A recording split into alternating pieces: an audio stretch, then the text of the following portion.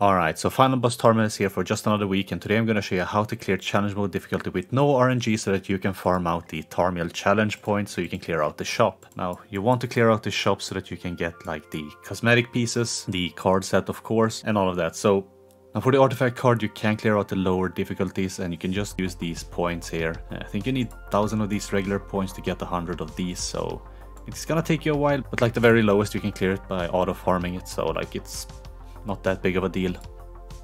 But anyway, today I'm gonna show you 2 teams that can clear it very easily and with minimal to no RNG involved. Alright, so the first team we're gonna use is the Ultra Rush team that is able to 3-turn the boss. Now I do believe that Rigatoni was the one that made this team, but Nalil also made a video on it, so I'll link to both of their videos down in the description down below, so do check them out. But basically this team utilizes Rimuru's Abyss ultimate to deal as much damage as he can and one-shot the boss, and it's also utilizing Kizuna to buff and also remove the debuffs, so that's really good. Skadi, of course, you can replace with pretty much anyone, because all you really need her for is her buff removal card, so you will need to remove buffs on turn 2. And also you have Green Merlin here in the back, and also Ultra Rush Food just to rush your ults. Now this is sort of a similar team to the one I used when I was farming Final Boss Zariel, which was like the previous challenge mode difficulty boss, or Final Boss Archangel I guess. But basically what you want to do here, turn 1, is you want to move cards once with Rimuru and then attack twice. Now, here we actually got lucky. Sometimes you get really unlucky and Tarmiel will actually use 2 gold attacks, or 3 gold attacks even. And if you like focus targets 1 unit, then of course that unit can die, so this is not totally RNG free, I guess. But because my Kizuna has lower HP than Skadi, I'm running HP defense gear on both of them. Borrowed HP defense gear just so that they can survive, because Tarmiel does sort of focus them down and kill them quite easily. But because he focused down Kizuna, I'm using red Tarmiel on her. But what you want to do here on turn 2 is use Kizuna's attack card to rank up her cards. That's gonna remove the debuffs, which is also gonna remove these 5% attack related stats decrease on Rimuru. Then you want to use Rimuru's ultimate, and then of course because you're using 2 AoE attack cards that are hitting these little mobs, Tarmiel will get like the HP buff and will also get some all stat increase because Rimuru's ult will kill them. But because you need to do at least like I believe 1.2 million, and my Rimuru is 6.6. I'm not sure if you need a 6.6 Rimuru. I haven't tested it out with one that's not 6.6. Basically what you do is this, and then you use this buff remover as like the final thing, because that's going to remove the buff to make it so that the damage from the Abyss effect is going to kill him. He has just below 500,000 HP here, like 490 or something like that. But there, he just dies. And then on phase 2, he actually has less HP than he has on phase 1. And all you really need to do is just skip. And it's killing him. So if you have like a 4.6 or 5.6 Rimuru, maybe it would work. Like you could try changing some gear and stuff like that to see if it works. So we'll just move on to the next team anyway. So the next team I'm going to show you is this team. Now this team is a very, very safe team because you do have Diane here, which can taunt. She has red Tarmiel link on, like blue Tarmiel link. You can use it as well if you don't have red Tarmiel. And she does have a single target attack which can remove ult gauge orbs. I'm using Skadi because of her buff removal and also stance removal on gold card. So that can come in handy on phase 2.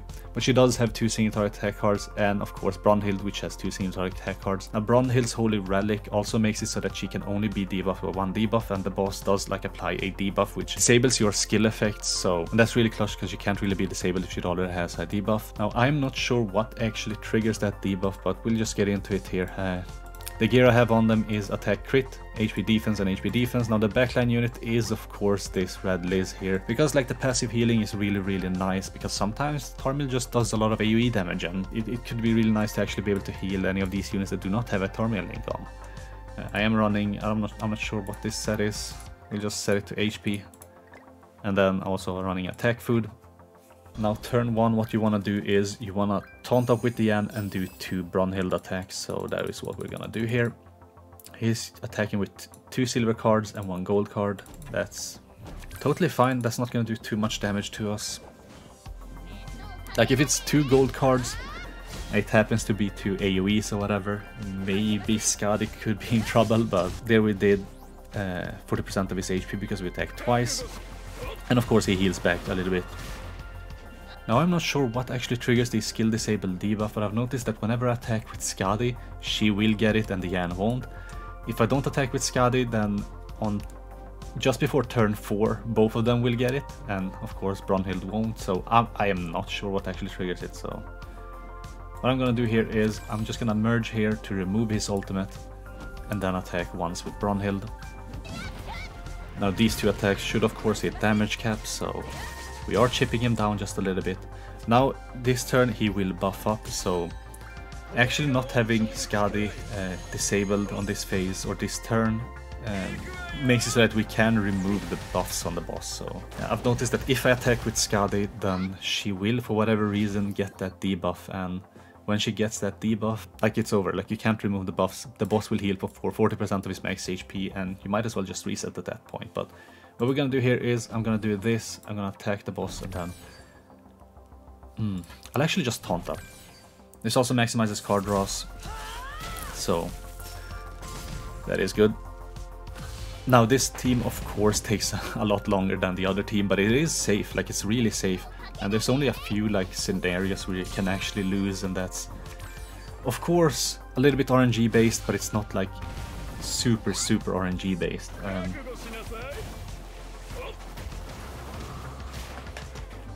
As you can see, like, he does a lot of AoE damage. Skadi is low. Like, if she dies here, then you might as well just reset, but she didn't, and now we are disabled. As you can see, we have the disabled here. Only Skadi got it. Like, I'm not sure what actually triggers it. It's so weird. But what I'll do is I'll do that. No, actually, I'll attack with this first, then I'll attack with this, and then I'll attack with this. Now next turn we won't be able to remove the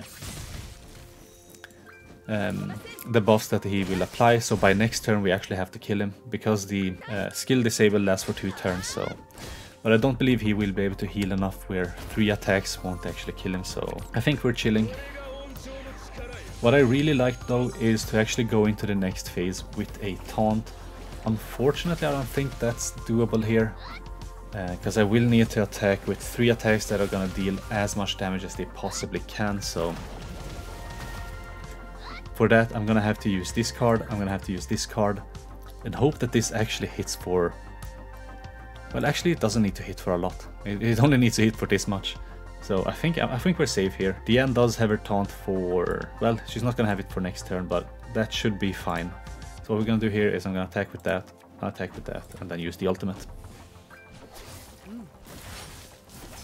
Because if I use the ultimate first, then Tarmiel will get a little bit more HP, because the 2 side mobs will buff him. But attacking like this, that kills them, and it also heals us. Oh wait, it doesn't, because she's disabled. So in phase 2 you can attack this little side mob on the left hand side here. And if you attack him and kill him, you will be given a buff which increases your all stat by 20%. But what we're gonna do here is we're gonna taunt up, and I'm not sure if I need to taunt up or if I can just attack him and get like a gold taunt with Diane. I think that's safer. But I'm not really doing too much damage with Skadi here. Like, if at all possible, if you had a taunt up already, like, the safest option would have been to attack 3 times, but then you need like 3 cards that are either 2 like Brunhild cards and 1 Diane card, or 2 Diane cards and 1 Brunhild card. But of course we had too many Skadi cards, and Skadi doesn't really hit a lot. Maybe if you have attack crit on her or something, maybe then she will deal enough damage, but I'm just running HP defense just to be safe, because the boss does a lot of AoE damage on phase 1 that deals a lot of damage. So, and the ultimate, and sometimes he does like an ultimate and then a gold AoE and she's dead. So HP defense is what I'm running. Here we're just gonna attack 3 times, maximize card draw. Now the boss will of course apply a stance for next turn, which we can't really do anything about. But as you can see, Diane is hitting damage cap here. Brunhild is hitting quite hard here, so... Alright, so he's stancing up. The good thing is he's not ulting this turn, because if he was ulting, then he would have gotten a shield. But because he's not ulting, we will be able to hit damage cap 3 more times, I believe. So unless he heals for more than 60% HP here, we're good. He healed for more than 60% HP. But we do have a taunt up for another turn, so that's really good. But what we're gonna do here is we're gonna attack 3 times. As you can see, we're almost hitting damage cap with that attack. We are hitting damage cap with that attack. And I do believe this one as well. Like, we would have hit damage cap with 2 like DN cards anyway, so. But it did have more than 60% HP, so it didn't really matter. Alright, he's ulting us. He's gaining a shield. Now we can use this card to remove the buff and then just attack him with these 2 cards. I think that's what we're gonna do here. So we're not gonna bother breaking the shield. Like, the shield isn't the beefiest either. Like, if we have a look, yeah, 20% of damage dealt. I'm not sure how much damage he actually did deal, but we're just gonna remove it and then use 2 attacks. And that should kill it. So the run does take a couple of minutes. Like, it does take a little bit more here because I am, you know, speaking, I'm explaining to the best of my abilities, but hopefully this was good enough for you guys, that you'll also be able to clear it quite easily and also get all the rewards. So you only need to do this until you get like 60 points, then you can sort of farm the normal and the hard difficulties. Like, if you have a team that can auto farm it, that's really good, then you don't have to actually sit and click here. Like, I haven't done normal and hard. I will do it just to get the gem, just to clear the shop, because yeah, these things are nice if you can just farm it out some more, but you really just need to sort of get 60 points to get this, and then you can buy this with like the lower currencies by upgrading this one 100 times. But yeah, that's the video. Hope you found it helpful. Tell me what sort of teams you've been running, and yeah, that's the end of it for me. Thanks for watching. Hope you have a wonderful day, and I guess I catch you in the next one. Bye.